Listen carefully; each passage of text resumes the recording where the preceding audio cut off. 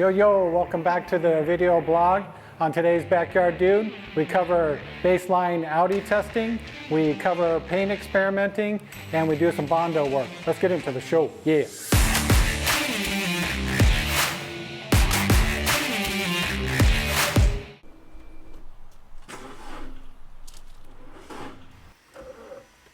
Oh, what's that? Andrew and I were going to go and get some benchmarks for the Audi, but our day hasn't started out very well.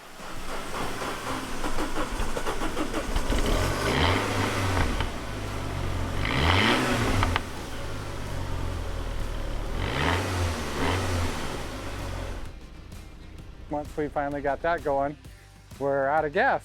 So Andrew and I are gonna head to the gas station and get some gas. Let's do it, yeah. This is the awesome daily. Even though it's a Buick, hey, this thing purrs, man. I think it tops taking a Porsche or Lambo or Ferrari as your daily, man. This thing has got some serious get up. Hey, feel that power? Woo!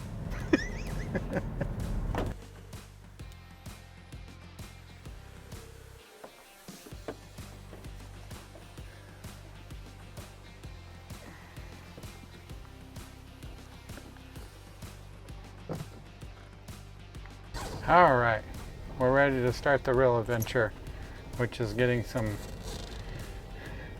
benchmarks for our 0 to 60 in this wonderful Audi that we're going to build to be better than a BMW.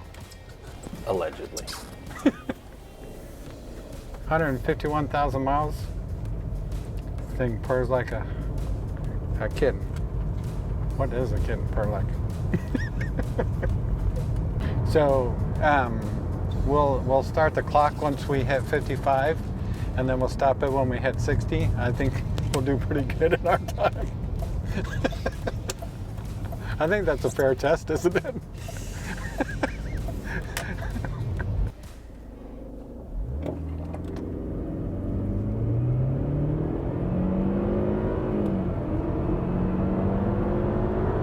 $60. 8.1. Not bad. No. And we didn't even get a transmission fault. That's pretty good. That was better than I was expecting. That was better than I was expecting. I was expecting to drop the transmission.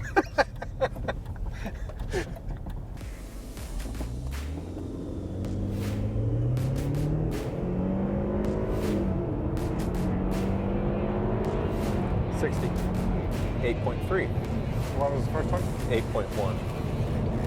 2/10 off. So, but pretty close. Yeah. Consistency. For consistency, yeah. Way closer than the Jetta runs were. Oh, yeah.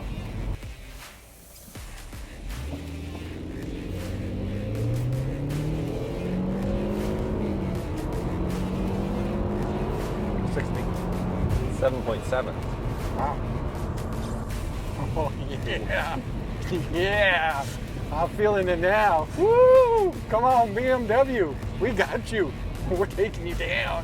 Oh, yeah. I might not even have to do a huge turbo. That's more possible than I thought. I was wanting to laugh, but I was too. For the record, despite that being the same stretch that the BMW was on, it's been repaved. So it was like they prepped your surface for you. I see. I just want to throw that out there. Ah, the excuses are starting to come now. I feel it. Wow, I wonder why the transmission's doing so good.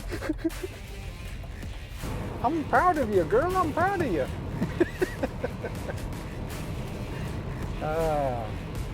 Well, you know what? We could probably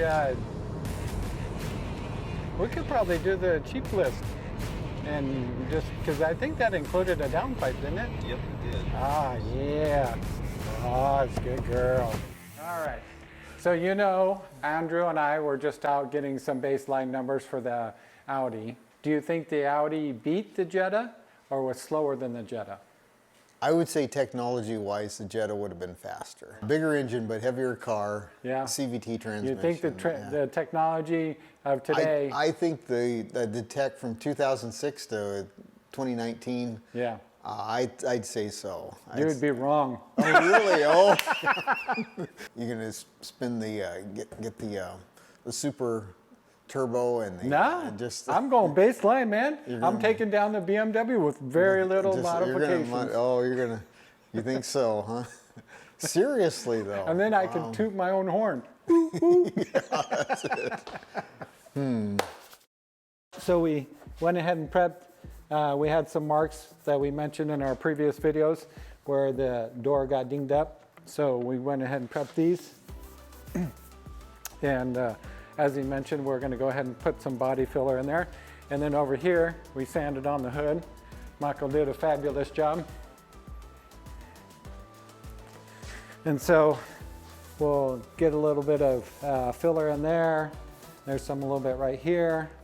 And then there's a little bit right here. So we'll get that knocked out. And as we prep for painting, so we'll start bondoing that, the door and the side, and then we'll get into the painting. Yeah, let's do it.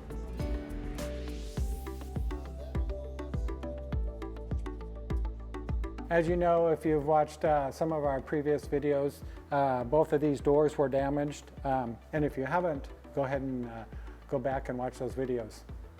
But what we're doing is we're getting these doors prepped for paint. And so because they have some pretty good dents in them, we used Bondo. Most people know what Bondo is. You take a hardener and you mix it with the Bondo itself, and that allows it to harden. And so it basically fills in the dent if you're not able to pop out the dent. And so what you have to do is a lot of tedious work because you're trying to make it as smooth as what the previous body was. And so not only does it have to be flush, but it has to be smooth so that if it's not smooth and it's not flush, you'll actually see it in the paint. It'll actually look like a dent. So you actually didn't do a very good job if you can still see the dent, basically is what it comes out to be. So it takes a lot of sanding, a lot of more Bondo.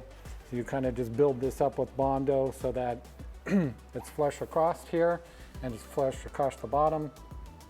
And then there's no indentation. And then basically when you paint, it'll look like there was never a dent there. So that's kind of the Bondo process.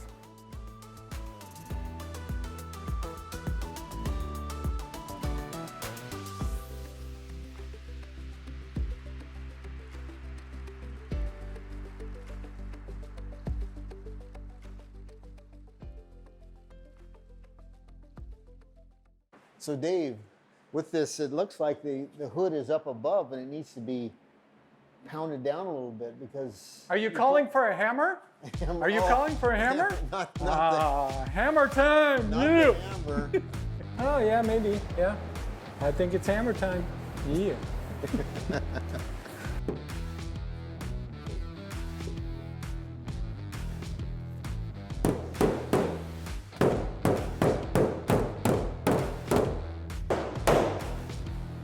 Left a little filler in there.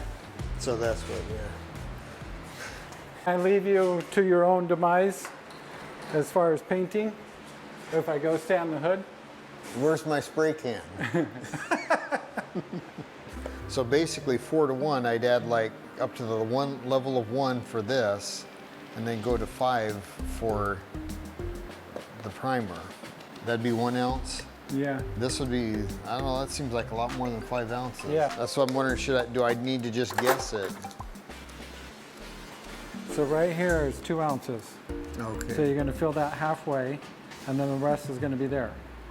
Okay. All right.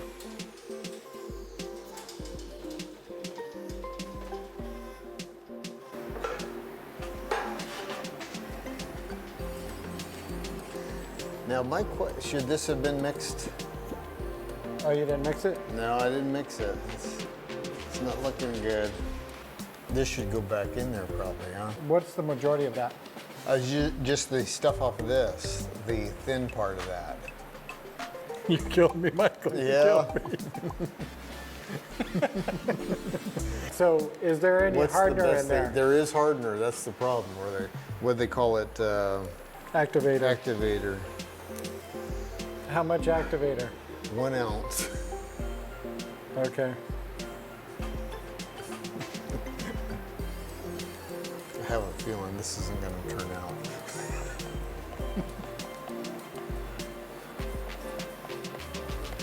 Well, that's why we try. Well, how does this go? Yep. Does that feel comfortable? I think that works. All right. Got some eye goggles. All right.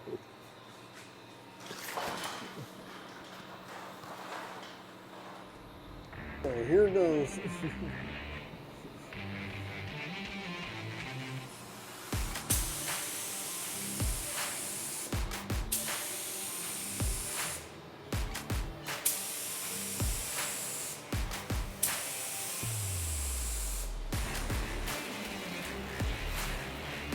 Maybe I need more power. I can't hardly see what the. Well, maybe it is okay.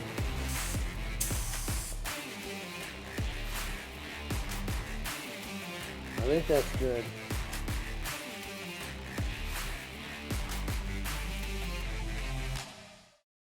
So one question that I had when we were tinting the headlights and the taillights, as well as some of the viewers, is what happens to the actual light output? Does it reduce the quality of your headlights and the amount of light that you get? And with the brake lights, does it make it harder for other drivers to see you? Well, we're gonna test that by using a light meter. So this will measure the amount of light that's actually coming out of the headlight as well as the tail light. So we'll measure it a couple different ways and see what the results show and if you actually lose a lot of light output when you tint your lights. So we're about 4 feet from the headlight right here. And the reading that I'm getting, unfortunately, it doesn't give us the exact output in foot candles, but it will give us the exposure information that we can then compare. So right now it's shooting at 32.5 stops. So then we'll take this reading and compare it with the tinted headlight and see how it compares. This is low beam at about 4 feet distance from the headlight. All right, so now we've swapped in the tinted headlight and we're about to take our reading and see what the difference is. So 32.5, and we are now at, wow, 16.2. So that's dropped us down 2 stops, which is about, I believe, 200% light loss comparatively. I'm gonna move it around a little bit and see if that reading stays consistent. But yeah, it looks like that's pretty consistent. All right, so we got our readings from the headlights. Now we're gonna check the taillights. And unlike with our headlights, we're not interested necessarily in the amount of light that's output, but we wanna know from your eye what you actually see, if there's a noticeable difference. So we're gonna be metering it a little bit differently, and we'll see how it compares to the headlights. So here's just with the lights on. Just the lights, that's an 8.5. And over here with the tint, we're looking at right between an 8 and a 5.6. So a lot less loss of light with the taillights as opposed to the headlights. Let's check the brake lights and see how that compares. Unfortunately, at that moment, our audio stopped working. However, I can report that the brake lights metered out at a very high 128 without tint. The tinted side was about a high 90. Despite the size of the numbers, that's basically the same ratio as the running lights, meaning that the tint produced about 25 to 50% less light. That's a much more tolerable loss, and to my eye without the meter was not especially noticeable, unlike a massive difference with the headlights losing 75% of their output. Keep in mind, tints are available at different intensities, and ours was very dark. All right, that's going to be a wrap for today. If you want an abandoned Jetta project, go ahead and comment below. We'll see what number we can come up with. Just kidding. If you do like the content, go ahead and comment below and smash the like button. So Michael tried his hand at painting. He hadn't painted with a paint gun before, so he did these parts in preparation for the actual paint going on the car and the parts. And so next we're going to go ahead and paint those with the original blue color of the car. And we're also finishing out our sanding, buffing Bondo and getting that ready for paint. And if you like the light segment of the video, go ahead and let us know something new and something that we're trying. Yeah, we'll see you on the next one.